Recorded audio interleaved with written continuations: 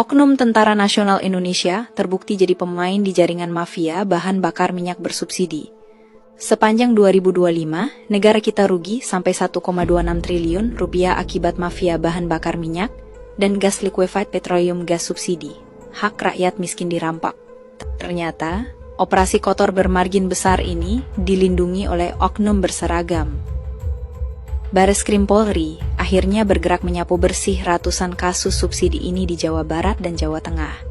Hasilnya, 2 prajurit Tentara Nasional Indonesia terciduk ikut bermain, entah sebagai pelaku langsung atau pelindung operasi ilegal tersebut. Kabar baiknya, institusi Tentara Nasional Indonesia langsung transparan. Pada 7 April kemarin, Puspom Tentara Nasional Indonesia dan Mabes Polri gelar konferensi pers gabungan. Mereka memastikan 2 oknum tersebut tidak ditoleransi dan sedang disidik keras oleh Pomdam. Seragam militer dibeli dari pajak rakyat untuk menjaga pertahanan negara, bukan untuk intimidasi penyidik atau backing bisnis ilegal. Kita harus terus kawal kasus ini. Supremasi hukum dan sipil harus di atas segalanya. Jangan diam, mari kita jaga Indonesia. Otot kawat, tulang besi tapi mentalnya mental maling subsidi. Gak punya malu atau emang udah gak tahu diri? Dengerin nih, dalam konferensi pers terbaru, Waden Puspom TNI Marsikal Pertama Bambang Suseno terang-terangan bilang 2 prajurit TNI diduga kuat jadi backing penyalahgunaan BBM subsidi. Katanya cuma 2 orang. Hei, rakyat di bawah itu ngantre sampai darah tinggi cuma buat dapat jatah sholat. Oknum loreng malah dapat cuan haram di balik layar. Tapi kalian tahu kan polanya? Kalau oknumnya sudah pakai loreng, dijamin dah namanya bakal jadi misteri. Mana transparansinya? Mana rincian kerugiannya? Rakyat cuma dikasih janji sedang proses, habis itu hilang ditelan bumi. Rakyat yang rugi, oknum yang happy. Katanya mengabdi. Kok malah ngebekingi korupsi? Jangan sampai hukum cuma tajam ke bawah, tapi mendadak tumpul kalau sudah ketemu seragam. Ini semakin kesini, ya semakin banyak yang tertipu. Memang, ya begitulah. Ketika orang sudah yakin bahwa ini aparat, ya aparat tidak mungkin menipu, justru di saat itulah kesempatan dia. Maksudnya kesempatan dia ini siapa? Dia itu adalah orang-orang yang mencari kesempatan, para oknum atau para gadungan-gadungan. Nggak mungkin kalau aparat itu menipu dengan pakaian lengkap, itu nggak mungkin. Jadi kalau kalian merasa transaksi dengan mengatasnamakan aparat, motor, mobil, rumah gitu kan, kalau saran saya, nggak usah diteruskan, nggak usah. Mendingan ketemu langsung saja. Ketemu langsung, transaksi itu enaknya ketemu langsung. Jadi kalau misalnya ketemu di media sosial, transaksi, transfer uang, maka kamu akan kena. Kamu jangan percaya 100% kalau itu aparat. Karena itu adalah banyak orang-orang yang mengatasnamakan atau memakai identitas aparat. Tetap waspada. Ini banyak ini yang sudah kena mentransfer, mengirimkan DP dan sebagainya. Ya, hati-hati, tetap hati-hati, jangan mudah tertipu. Wallahu alam. Apa bedanya akhlak dengan adab? Akhlak itu adalah sesuatu yang tertanam di dalam diri kita dan jiwa kita. Ya, karakter. Misalnya sifat lah, itu berupa sifat.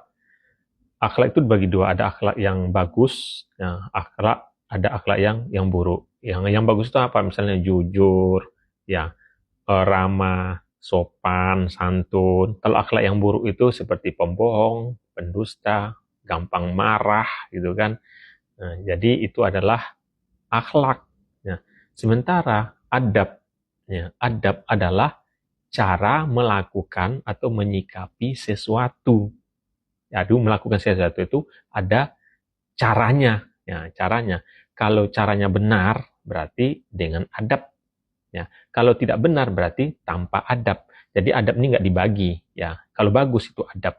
Akhlak yang bagus itu ke dalam adab.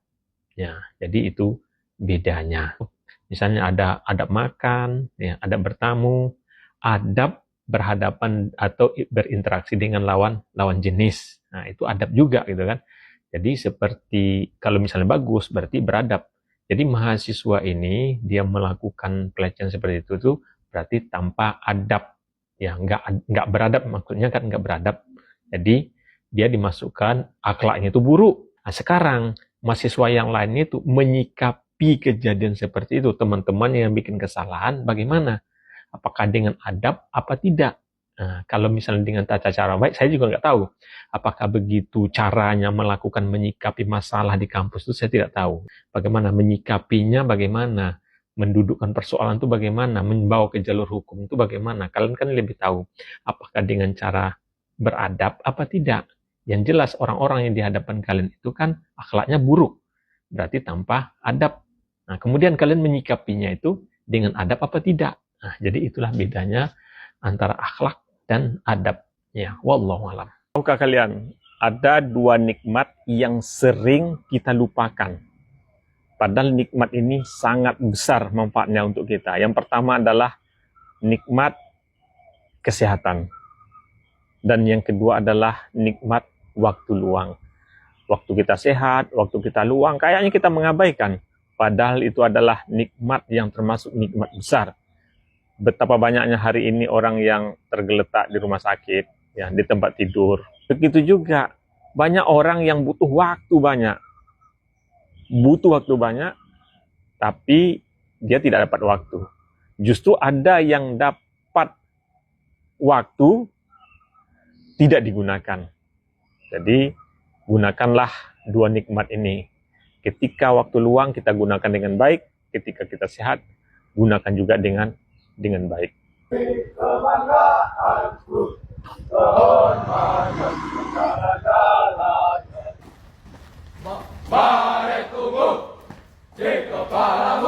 Ya, wallahu alam.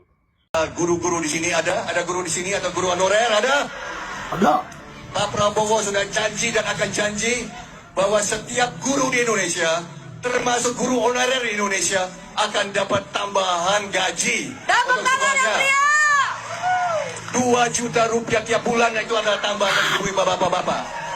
Tolong dicatat hari ini janji Prabowo, nanti kita akan nutut, akan kita laksanakan. Semua karena MBG guru swasta batal diangkat jadi P3 karena MBG pegawai SPPG yang diangkat menjadi P3. Anak-anak sekolah cerdas katanya karena MBG, padahal jelas-jelas gurulah yang membuat anak-anak cerdas. Demi efisiensi, guru suruh naik sepeda, tetapi karyawan MBG malah dibelikan sepeda motor. Gimana ini? Pusing deh. Program MBG bikin heboh lagi. Sudah baca berita ini belum? Badan Gizi Nasional membeli sepeda motor listrik puluhan ribu yang katanya untuk operasional dapur MBG. Kabarnya harga sepeda motor listrik tersebut 56 juta per unitnya. Kalian bisa hitung sendiri berapa anggaran negara yang digunakan untuk membelinya. Belum berhenti kritikan masyarakat terhadap program ini, tapi BGS seakan memanas-manasi hati rakyat. Jadi jangan salahkan apabila rakyat akan marah. Ada kabar yang menurut saya lucu dan mengada-ada, yaitu pemerintah berencana akan mengukur IQ anak-anak sekolah penerima MBG. Bukankah tujuan awal program MBG adalah untuk menyelesaikan masalah dasar anak-anak sekolah, yaitu apabila perut lapar maka tidak bisa belajar. Nah sekarang tes IQ segala, bukannya pemerintah mengevaluasi efektivitas distribusi program MBG agar menekan banyaknya korupsi dan menu yang disajikan oleh SPPG itu sesuai dengan harapan. Bukankah begitu kawan-kawan? Ada yang kepo nih, menu MBG tanggal 11 April 2026 MA Al Makmur Banjarsari. Yuk kita spill isinya. Nah, ini ada nasi, tempe, ini ayam, kemudian timun, 5 butir, kelengkeng. Nah, kira-kira menurut kalian sudah sesuai belum 10.000 nilainya? Komen di kolom komentar ya. Dah, Mas.